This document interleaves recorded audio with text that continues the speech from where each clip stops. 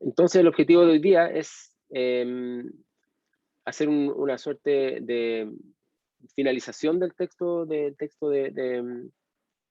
sobre Hayek, ¿no es cierto? El tema de las políticas del conocimiento, the politics of knowledge, con el objetivo de que cuando enfrentemos el otro texto, que es sobre Chile, ya concretamente un estudio de caso y cómo se ha considerado la tecnocracia, ¿no es cierto? Podamos, ¿no es cierto?, tener algunos elementos fundamentales para entender esta suerte de epistemología que nos habla el autor del texto, ¿no? Entonces, la clase de hoy día va a estar enfocada a esto y a cerrar este texto. Hubo una modificación, como ya les dije, ¿no es cierto?, respecto del calendario inicial de la lectura, pues nos alargamos una semana más, con lo cual tenemos tiempo para mirar este texto y el siguiente con mayor detalle. Entonces, hoy día, esta semana y la semana del 15 de noviembre, entonces, va a estar abocada al tema de la tecnocracia vinculada, ¿no es cierto?, a la economía y sobre todo a América Latina y Chile. Y las dos últimas semanas de clase, de la semana del 22 de noviembre y la semana del 29 de noviembre, vamos a tomar una discusión o retomar una discusión que también habíamos visto sobre el tema de los valores de la ciencia y cómo se puede entender ese aspecto para entender también el pensamiento que de alguna forma circula en torno a la idea de las experticias. ¿Sí? Y con eso cerramos el curso. Vamos a ver si podemos la última clase hacer una suerte de sumario de los temas que hemos conversado, porque son temas muy distintos unos de otros, con la idea de abrir el curso a distintos temas. Yo he tomado la decisión de mostrar las diferentes facetas de las consideraciones respecto de las experticias, pero eso tiene la desventaja de que abre muchas opciones y a veces uno se pierde un poco. Entonces, para evitar eso, en la última clase, digamos, que va a ser, ¿no es cierto?, el día 3 de diciembre.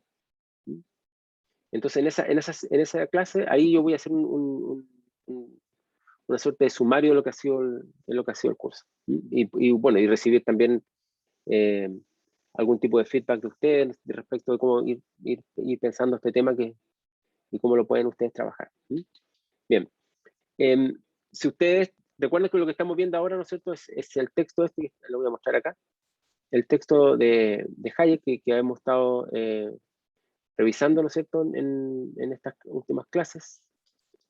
Está acá, ¿no es cierto?, The Politics of Knowledge, Hayek and Technocracy. Es de Miguel Centeno, un texto que aparece, ¿no es cierto?, dentro de un libro, que está todo en PDF y se los puse, ¿no es cierto?, en el sistema. Ustedes por eso lo pudieron leer, ¿no es cierto?, La política de la experticia en América Latina, que está escrito por Miguel Centeno y Patricio Silva, que son los que han trabajado este tema, digamos, con mayor fuerza. Un texto que no es muy nuevo, es un poco antiguo, del año 98. Justamente están las discusiones al respecto que hemos estado viendo en clase, pero más acotada al tema de la economía. Uno de los temas que normalmente se toman para entender el tema, también el problema de las experticias. Entonces, vamos a la PPT. Cualquier pregunta que ustedes tengan o algún comentario, por favor, lo hacen a través del micrófono o a través del chat. Bien, entonces, hay tres elementos en la obra de Hayek que son bien relevantes, ¿no es cierto?, para entender su posición. ¿Y por qué es muy relevante esto? Porque justamente es el padre de la tecnocracia económica, ¿no es cierto?, y tiene una dimensión también, no solamente por ese lado, de ser, comillas, el padre de la tecnocracia, una dimensión también que a veces va más allá de la propia ideología neoliberal, aunque es fundamentalmente neoliberal, pero influye también en otras formas de entender el tema a partir de la economía. Uno es su posición epistemológica, esto ya lo presenté en la clase que está, de la clase pasada, ¿no es cierto? Que lo expliqué con detalle. Vamos a ver algunas cositas ahora nada más para retomar el tema. Esto, por supuesto, es muy importante porque esta posición epistemológica, como acabo de decir, ¿no es cierto?, de alguna forma se expande más allá incluso del neoliberalismo. Y lo segundo es su fe en el mercado, que eso completamente neoliberal. Hay algunos economistas y algunas economistas que tienen una posición epistemológica muy parecida a Hayek, pero la esfera del mercado es un poco distinta. Tal vez tienden a moderar un poco esto, ¿no? Pero en el caso de Hayek hay una fe muy fuerte en el mercado como una suerte de dogma central de su llamada revolución tecnocrática, ¿no es cierto? Y lo tercero, ¿no es cierto?, que hemos visto claramente en muchos países, también en el caso de Chile, es su postura respecto a la democracia. Y cómo, ¿no es cierto?, enfrenta el papel que juegan las comunidades en las tomas de decisiones, o el papel que no pueden tomar, digamos. Entonces, son estos tres elementos que hoy día voy a de alguna forma concluir para terminar la lectura y el análisis de este texto. Ahora, es importante que ustedes lo miren no solamente desde el punto de vista de las ciencias económicas, perdón, sino como el papel que juegan las experticias cuando, ¿no es cierto?, tienen un poder político. ¿Sí? Porque no todas las experticias que hemos revisado en este curso llegan, ¿no es cierto?, a tener una influencia tan grande en la política al punto que el ministro más importante en países como Chile, después del presidente, ¿no es cierto?, la figura más importante probablemente no sea el ministro del Interior o la ministra del Interior, sino que sea el ministro de Economía, ¿no? Y en este caso de Hacienda, en realidad, más que de Economía, de Hacienda. Entonces, igual es muy interesante para ustedes que entendamos esta parte de la historia, ¿no es cierto?, para poder, ¿no es cierto?, ir analizando el papel que juegan las políticas del conocimiento en los últimos años.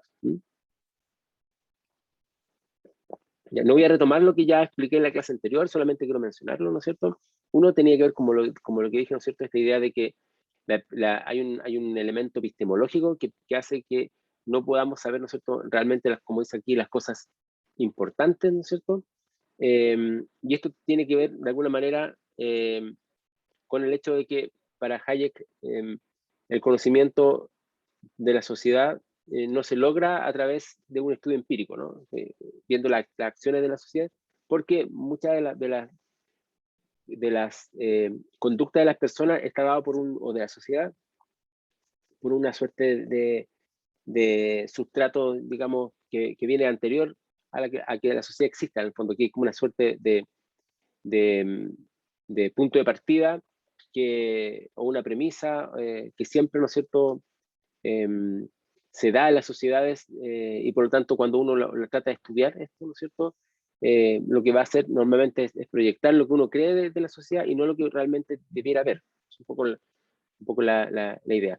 Esta es una idea antiinduccionista, ¿no es cierto?, que es una suerte de guía metodológica porque justamente parte todo lo contrario, de la deducción. Si la sociedad funciona de esta manera, el mercado funciona de esta manera y no sacamos nada con mirar, ¿no es cierto?, y hacer estudios empíricos de cómo funciona la sociedad, porque lo que tenemos que hacer primero es reconocer que la sociedad funciona de una manera más allá de la forma actual nosotros las podemos estar estudiando.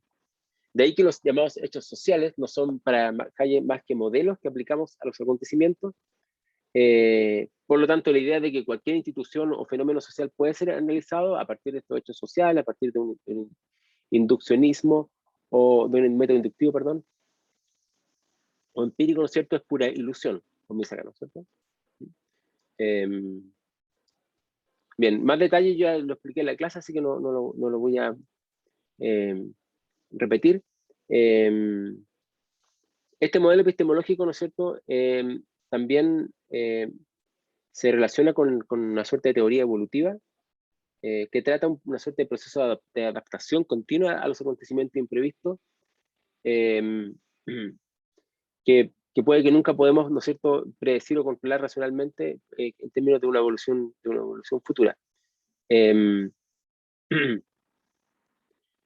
No voy a entrar acá en el detalle de esta relación con el modelo evolutivo, digamos, porque también lo expliqué en la clase anterior. Solamente lo que quería mencionar era, ¿no es cierto?, en esta epistemología es este antiinduccionismo, perdón, que hace que sea un poco relevante estudiar la sociedad a partir de sus conductas observables empíricamente. Y también, ¿no es cierto?, a la idea de que lo que tenemos que hacer como estudiosos, según Hayek, es entender los patrones que gobiernan de alguna forma las acciones sociales.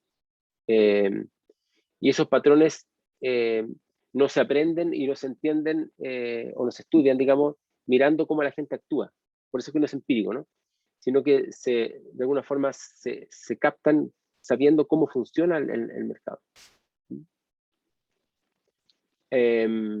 Manuel habla de un atavismo de la justicia social. ¿A qué se refiere con eso? Ahí me perdí. Quizás algo que dije antes. Es un ensayo de Hayek que propone que va en contra de la idea de la justicia social, como refiriéndose a la repartición de recursos y una igualdad económica general. El ensayo dice que en general que eh, entre más aislado un individuo, entre más libertad tenga, mayor progreso puede realizar. Un progreso tecnocrático también y un desarrollo general. Claro, vamos a mirar acá, sí, gracias, vamos a mirar acá cómo estas perspectivas, ¿no es cierto?, también tienen que ver con lo que se piensa respecto de cómo debiera actuar un ciudadano, ¿no es cierto? Y si realmente la política debe escuchar o no a lo que el ciudadano diga o ciudadana respecto de cómo debiera funcionar la economía, por ejemplo, y que eventualmente pueda afectar a este patrón de cómo es efectivamente, según Hayek, el propio mercado. Bueno, no voy a explicar todo lo que he explicado en las clases anteriores, por lo tanto estoy haciendo un vínculo para poder ver lo último, ¿no es cierto? Muy, muy breve. Y tiene que ver principalmente con la confianza muy ciega, ¿no es cierto?, en el mercado, en los órdenes espontáneos, como dice ahí, ¿no es cierto?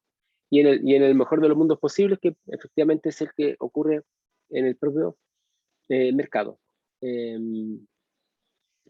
Lo primero que hay que mencionar, ¿no es cierto?, es que no hay una posibilidad de un conocimiento social perfecto, porque hemos visto acá, y lo pueden ver en la clase anterior, ¿no es cierto?, que Hayek desconfía de las posibilidades de estudiar a la sociedad, ¿no es cierto?, mediante la empiria, como lo he mencionado otras veces, ¿no es cierto?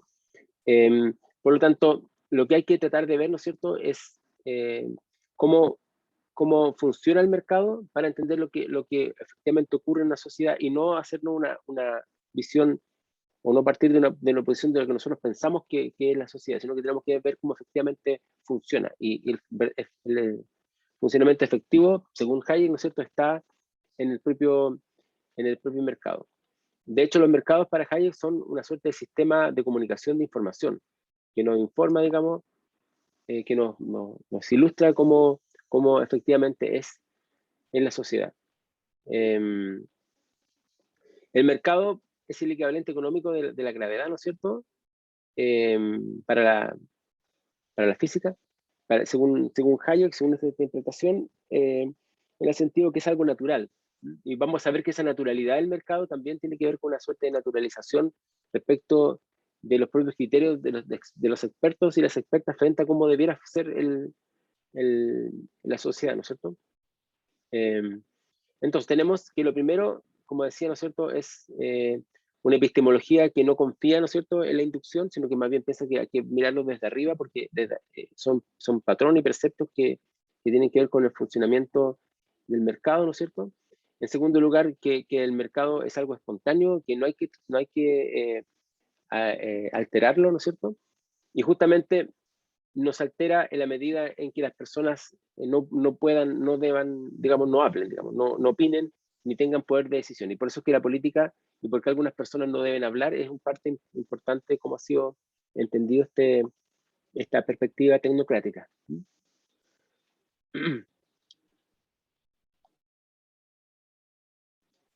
Bien, el dogma neoliberal está clarísimo, ¿no es cierto?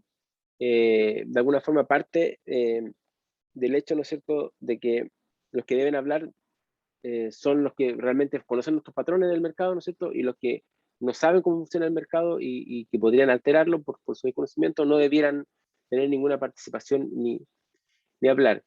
Si esas personas están en el lugar, ¿no es cierto?, desfavorecido de la sociedad, esto no es un problema para para estas perspectivas, porque también asume una teoría, también una vinculación con la teoría evolutiva, que no voy a tratar en esta clase porque sería profundizar mucho en el tema, y yo lo único que quiero es que ustedes vean el tema de los expertos a partir de esto, ¿no? Por tanto, no voy a ver su arista, por ejemplo, evolucionistas que también tienen. Pero es claro, ¿no es cierto?, que para el dogma liberal, al momento de construir una red de seguridad, ¿no es cierto?, para los más desfavorecidos, ¿no es cierto?, y dejarle un espacio libre para el resto de los demás, eso hace, ¿no es cierto?, que el mercado funcione de forma, comillas, natural. Por lo tanto, que haya gente, que haya desigualdad y que hayan desfavorecidos no es un problema. Mientras se tenga la posibilidad de alguna forma de ayudar a esas personas. Es un poco lo que ellos dicen. Lo importante, ¿no es cierto?, es limitar el Estado, limitar al gobierno para que no influya, ¿no es cierto?, en la economía, es decir, para que no haga daño, en el fondo, ¿no? Y por eso, ¿no es cierto?, es que aquí el tema de la democracia puede ser un impedimento para el funcionamiento del mercado. Primero porque no ofrece el tipo de garantías que ofrece el mercado, ¿no es cierto? Porque en el juego del mercado las leyes se cumplen y nadie intenta cambiarlas. Sin embargo, en el juego político, que es donde funciona la democracia, ¿no es cierto?, los individuos intentan distorsionar el sistema de reglas para su propio beneficio, ¿no es cierto? Y por eso que para esto, sobre todo para los seguidores también de Hayek, ¿no es cierto?, la política es principalmente un juego de suma cero, no gana nada con la política, ¿no es cierto? Y lo único que genera con la política es aumentar las expectativas de la gente, expectativas que nunca pueden ser cumplidas y que generan una presión para distorsionar al mercado como efectivamente debiera funcionar. Eso es lo que ellos piensan. Entonces el problema de este dilema, ¿no es cierto?, es tener un gobierno limitado, es decir, tener una democracia en la cual se escuchen solamente aquellos que no alteren el sistema de mercado. Y por lo tanto al resto, ¿no es cierto?, no se le debe dar ningún tipo de participación, se deben quedar incluso barreras de participación, como ya lo expliqué en la clase anterior. Bien. Solamente quiero terminar esta parte diciendo que Hayek se niega a reconocer que las diferentes posiciones frente a políticas públicas no son necesariamente el resultado de diferentes ideologías. Aquí esto es bien interesante porque en estas posiciones tecnocráticas, y de ahí viene su poder también y su peligrosidad, la mirada respecto del funcionamiento del mercado no es una ideología. No es que haya una ideología que ellos representen, como sería una ideología, por ejemplo, una mirada en contra del mercado, que le da más importancia al Estado. Eso lo ven como una ideología. Bueno, esta es típica visión de que cuando se piensa distinto de lo que uno piensa, es ideológico. Y lo que Hayek y los seguidores, y hasta hoy día se hace, digamos, por muchos economistas, es pensar que ese es el modelo de funcionamiento natural de la sociedad, basada, ¿no es cierto?, en una economía social de mercado, en una economía donde el mercado es muy relevante. No es una ideología, no es simplemente una posición más frente a un tema, es la posición correcta. Eso es lo que ellos piensan. Entonces, eso es lo más peligroso, evidentemente, ¿no? Porque lo hace ser un discurso muy dogmático, y una suerte de religión secular, digamos, de cómo debe funcionar el mundo. Por eso, pero las personas que creen que tienen la razón y que el resto están equivocadas y que no hay manera de discutirlo porque eso no se discute, ¿no es cierto? Es algo muy peligroso cuando llegan al poder. Incluso es tanto así que el modelo político democrático se puede poner en duda si es que de alguna forma hay un indicio de que puede afectar a esta visión de la economía. Por eso es que Hayek, a pesar de que escribió un libro que se llamaba La Constitución de la Libertad, y habló de la libertad mucho, ¿no es cierto?, y sus seguidores también apoyaron a las dictaduras militares, como a la de Pinochet, que es la más conocida en este sentido, porque si bien no era un país democrático, ¿no es cierto?, por lo menos para él, ¿no es cierto?, era un lugar donde se podían implementar una política correcta, es decir, una política que le diera mayor importancia al mercado. Bien, es todo lo que he estado mencionando hasta ahora, ¿no es cierto?, en las clases anteriores, ustedes lo pueden ver en el video de la clase.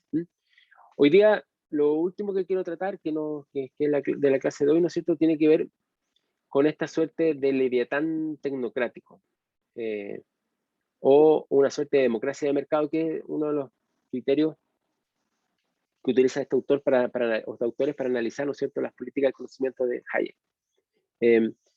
Ya hemos visto, ¿no es cierto?, que la ideología tecnocrática, que podemos llamarla ideología tecnocrática neoliberal, que el propio Hayek no lo hubiese reconocido como una ideología, porque piensa que es una cosa natural, pero nosotros la podemos ver como una ideología, está basada en 3 puntos que son bien simples, pero que tienen una connotación y una complejidad bastante grande.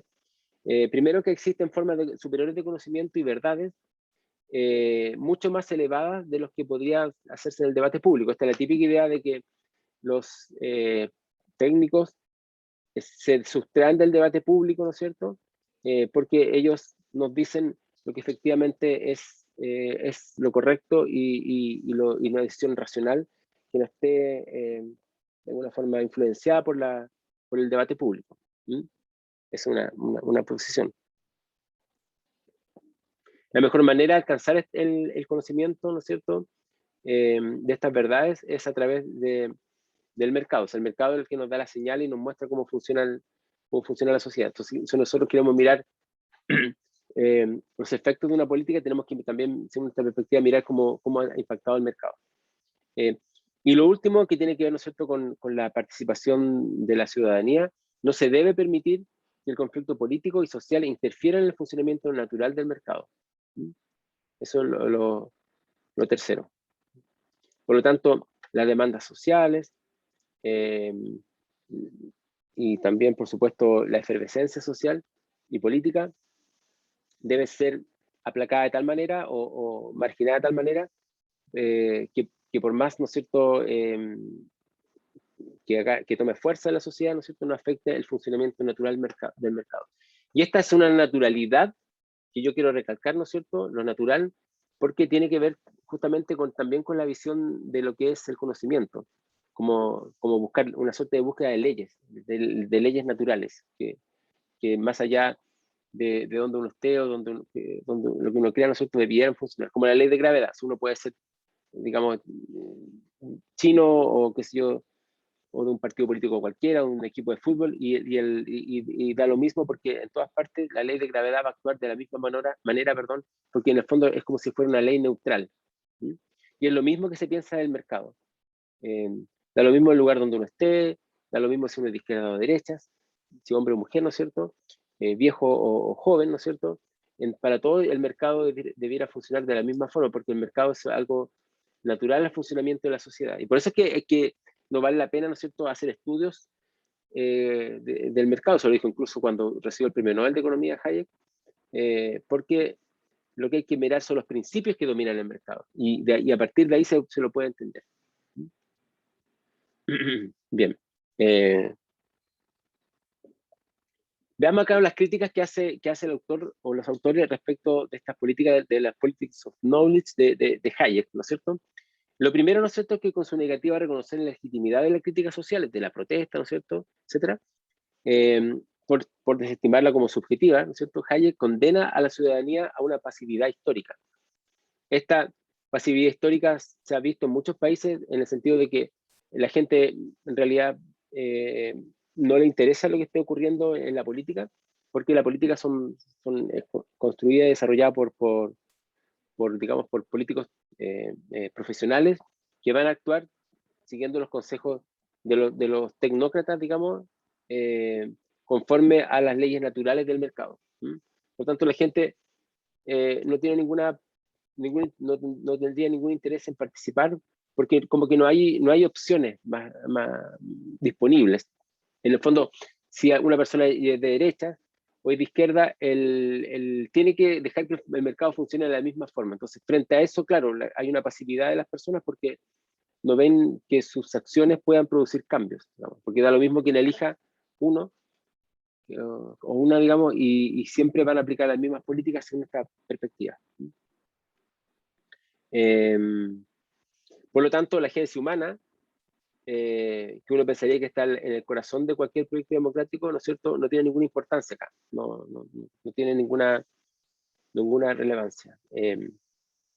Al mismo tiempo, estos tecnócratas, ¿no es cierto?, se ven a sí mismos como revolucionarios, que se enfrentan a un estatismo decrépito y reaccionario. Es decir, todo lo que es la defensa del Estado y como actor económico y actor social, ¿no es cierto?, se ve como algo reaccionario frente a lo que efectivamente debiera ser el tren, digamos, el del progreso y para dónde la historia está de alguna forma fluyendo. No olviden ustedes que una parte importante de la discusión que estamos viendo acá se hizo tras la caída del muro de Berlín, con la famosa teoría, ¿no es cierto?, del fin de la historia, que nos dice que después de la caída del muro de Berlín queda claro, ¿no es cierto?, que la historia se debe guiar por el modelo neoliberal, donde el mercado, ¿no es cierto?, es el actor principal. Entonces, de ahí la pasividad histórica, porque la gente da lo mismo lo que haga,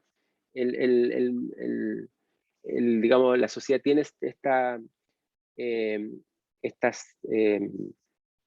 dimensión proyectiva. Es una teleología, por supuesto, ¿no es cierto? Es una visión teleológica y muy hegeliana, digamos, en el sentido de que la historia tiene un sentido y va en una dirección. Y la dirección es justamente el mercado. ¿Mm? Por lo tanto, todos los que se nieguen a esta, ¿no es cierto?, son más bien reaccionarios. Entonces, es curioso, pero los revolucionarios ya no serían aquellos que quieren cambiar una situación como lo que ocurrió en los años 60, 70, sino que los verdaderos revolucionarios son aquellos que reconocen el papel del mercado y tratan, ¿no es cierto?, de limitar el papel del Estado. ¿Mm?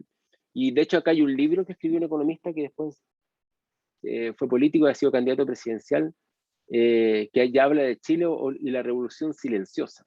O sea, en el fondo dice que lo que hizo Pinochet, lo que se hizo durante el gobierno de Pinochet fue efectivamente revolucionario, mucho más revolucionario que lo que pudo haber hecho, ¿no es cierto?, la reforma agraria, qué sé yo, durante el gobierno de Eduardo Frei Montalva o por supuesto durante el periodo de la Unidad Popular. Entonces, la verdadera revolución de esta perspectiva ha sido implementar un neoliberalismo que pueda, ¿no es cierto?, dejar atrás este estatismo decrépito y reaccionario. Eso es lo que ellos piensan. Incluso los propios Chicago Boys buscan, ¿no es cierto?, de alguna forma mostrarse como estos revolucionarios. Una de los elementos relevantes que hemos estado mirando acá, ¿no es cierto?, esta supuesta neutralidad de los técnicos y de los economistas en la medida en que, ¿no es cierto?, conocen los principios de cómo funciona el mercado y a partir de ahí toman decisiones. Y de hecho, ¿no es cierto?, se ven a sí mismos, ¿no es cierto?, de alguna forma enfrentados a la presión política y tratan de ser como dice ahí, ¿no es cierto?, impermeables a la presión política y estar motivados por un interés superior en el bien común. Y el bien común es justamente, o interés superior al bien común, o el interés de la nación, en fin, se refiere principalmente a tener un Estado pequeño, que no se inmiscuya en la economía, a tener un mercado, ¿no es cierto?, que pueda funcionar sin ninguna restricción de ningún tipo, y a una población pasiva, ¿no es cierto?, que no se meta, digamos, en el funcionamiento de la economía para que ésta fluya de forma natural. Y eso, ¿no es cierto?, es lo que permite que el bien común se desarrolle.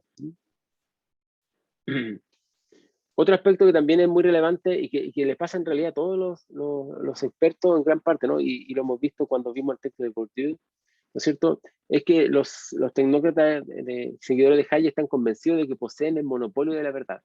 O sea, la verdad la poseen porque saben cómo funciona la economía. Y la economía funciona, ¿no es cierto?, en base al funcionamiento del mercado. Acá tenemos dos ejemplos que no solamente hablan de Chile, que es el que más conocemos, digamos, y de hecho lo vamos a empezar a ver a partir de la próxima clase, ¿no es cierto? Por ejemplo, en México, y donde también queda claro este papel de una suerte no sé cómo llamarle, una suerte de creencia o de religión secular respecto del mercado, Por ejemplo, en México, un cuadro de verdaderos creyentes, digamos, se cansó del PRI dominante. El PRI dominó por mucho tiempo, ¿no es cierto? Aquí Joaquín dice un dogma, claro, un dogma. Y en su lugar buscaron crear una sociedad en la que los mecanismos del mercado estuvieran protegidos de las veleidades políticas.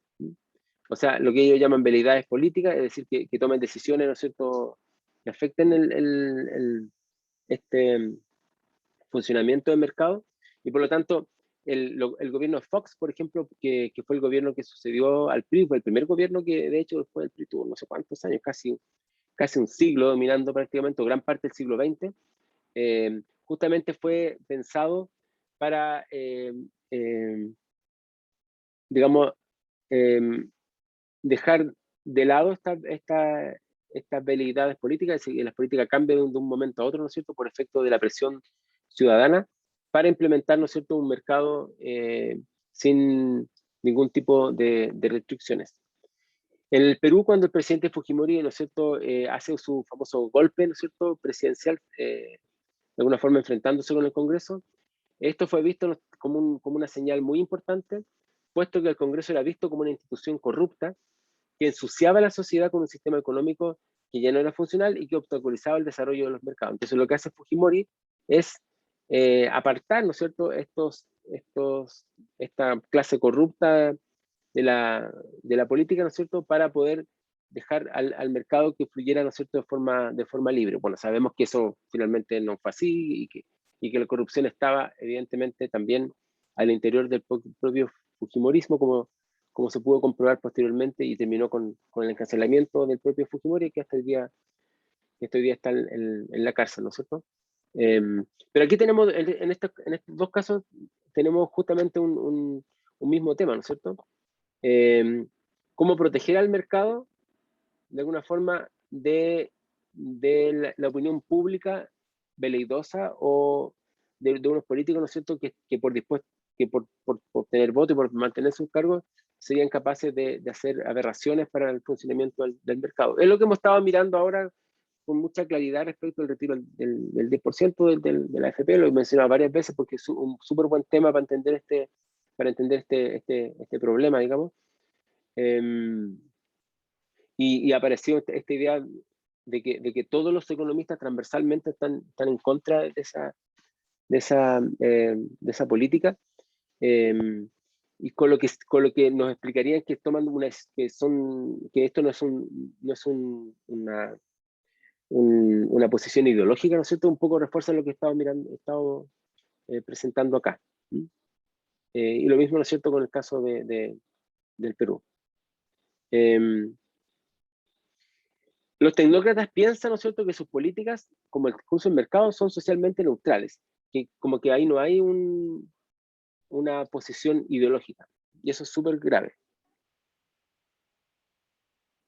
Es muy grave porque no se ven opciones frente al mercado. De hecho, en el mundo, tras la Guerra Fría y tras la caída del muro de Berlín, ¿no es cierto?, y de ahí viene la idea del fin de la historia, se ve difícil implementar una política económica diferente a las propuestas por los neoliberales.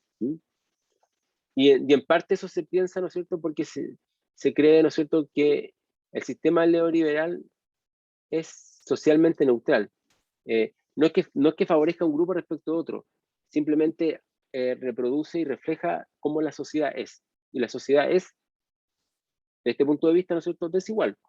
Porque recuerden que hay una relación con la teoría evolutiva también acá. No la voy a desarrollar en esta clase, pero sería un tema para discutir.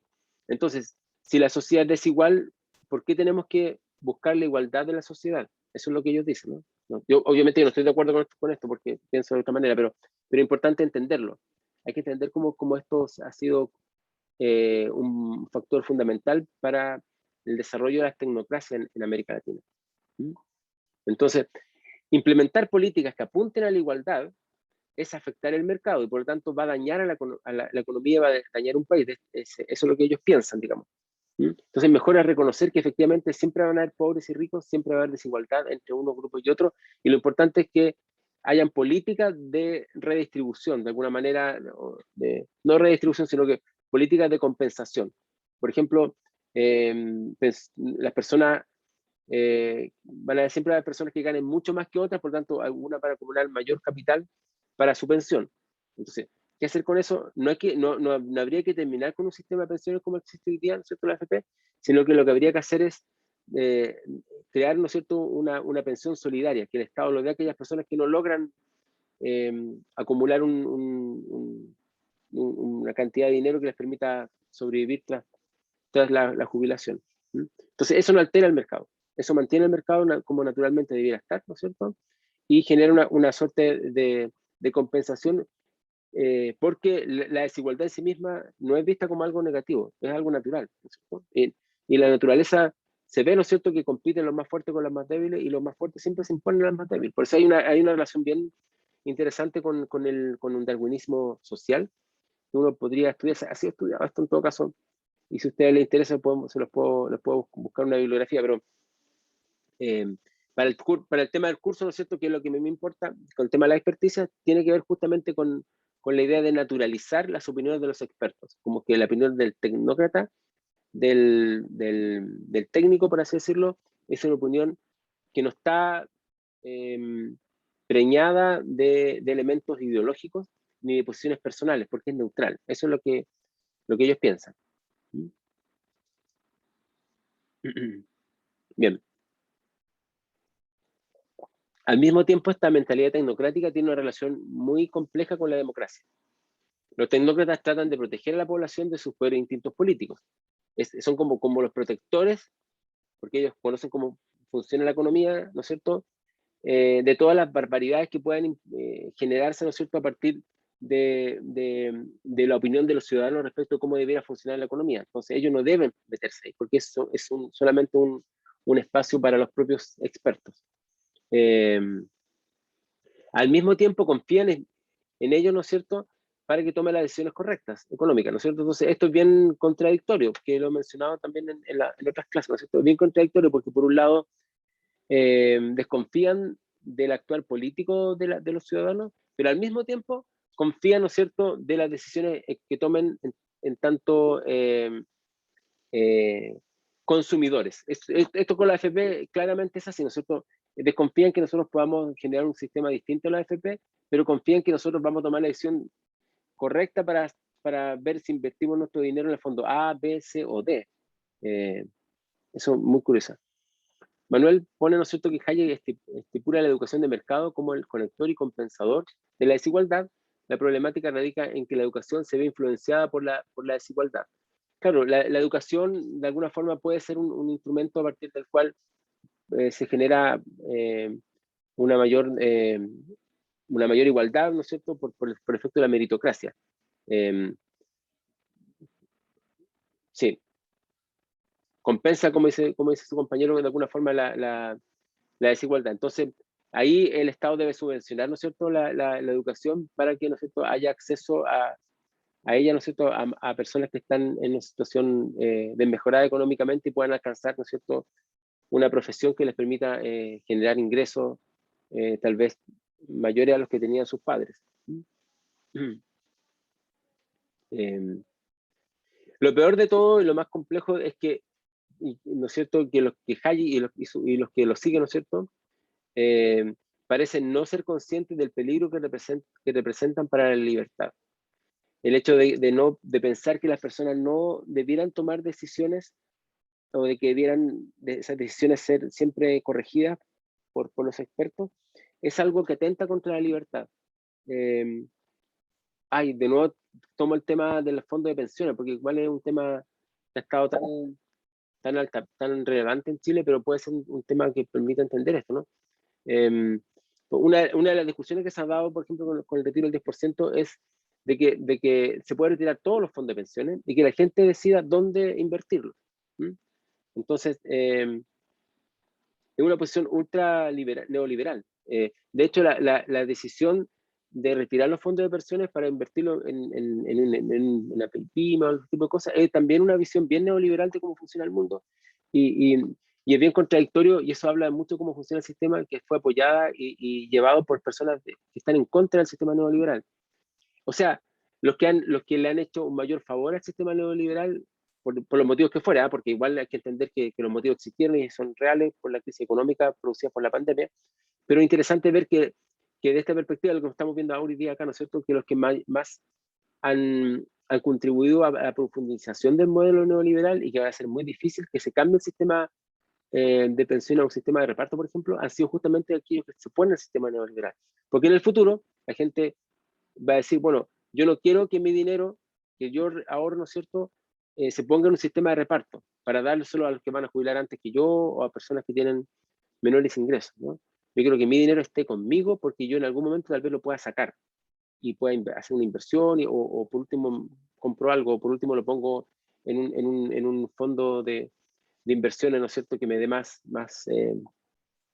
digamos, más intereses que lo que me podría dar una AFP. Entonces, eso es interesante porque significa que este hito que hemos visto, este fenómeno, hecho histórico del retiro del fondo de pensiones del 10%, ¿no es cierto?, va a ser estudiado en el futuro probablemente como un punto de cambio. Eso creo yo, pero no sé si va a resultar así como estoy diciendo, pero como un punto de cambio en la profundización del modelo y una gran dificultad para tomar un modelo distinto de sistema de pensiones. Porque se le dijo a las personas, el dinero es tuyo, tú verás lo que haces con el dinero. Si quieres administrarlo, si quieres pagar deuda, en fin, es tu dinero. Por lo tanto, la posibilidad de que le digan ahora a las personas, ojo, en realidad no era su dinero, era un dinero que usted tiene que poner, ¿no es cierto?, en un fondo común para que lo administre un ente estatal. Eso es algo que va a ser complejo, en todo caso, va a ser súper complejo, yo lo veo, complejo de implementar. Bueno, tomando, digamos, lo último del texto, ¿no es cierto?, que hemos estado mirando, lo principal, ¿no es cierto?, es la presunción de creer que la verdad debe estar por encima de las mezquinas preferencias del pueblo. Y la verdad es justamente, es una presunción fatal, dice este autor, ¿no es cierto?, es la verdad de los tecnócratas neoliberales, ¿no es cierto? O sea, la gente mezquina va a querer sacar qué sé yo, puede crear, ¿no es cierto?, generar, ¿no es cierto?, cambio al sistema económico por intereses particulares y, digamos, o de sectores, y lo que hacen los economistas neoliberales, como una opinión técnica y neutral, ¿no es cierto?, es de alguna manera eh, obligar a que los países, ¿no es cierto?, sigan sus dictámenes porque ellos realmente tienen la verdad, no la población. Bien, entonces, haciendo un resumen de lo que hemos trabajado con el texto de Hayek, y lo pueden ver de las clases anteriores, ¿no es cierto? Y vuelvo al texto, el texto, ¿no? Tiene que ver con las bases de una manera de entender la tecnocracia. Esto es un tema re importante para entender las bases epistemológicas respecto al funcionamiento del mercado, evidentemente, de la participación de la población, y de cómo funciona también la política, ¿no es cierto? En la próxima clase vamos a ver esto a partir del caso de Chile. No sé si quieran agregar algo. Voy a detener la grabación.